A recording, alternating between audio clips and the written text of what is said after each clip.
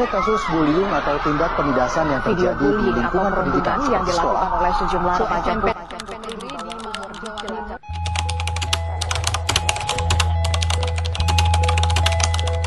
Pangalawa, ang Pilipinas sa may pinakamaraming kaso ng online na pang-aabuso sa mga bata sa buong mundo ayon sa isang grupo.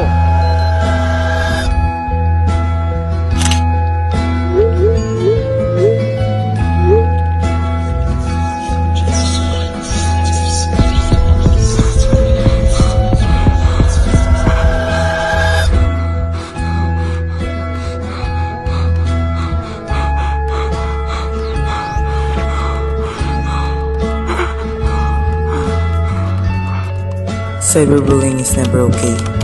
It's important to... De cada 10 escolas particulares no país, 7 registram casos de bullying. E é urgente. Uma pesquisa feita por uma consultoria em administração escolar mostrou que 70% das unidades de ensino particulares registraram casos de bullying. É? Por quê? Porque eu tô meio queimado. O pessoal olha pra sua cicatriz e só... Olha, que nojo.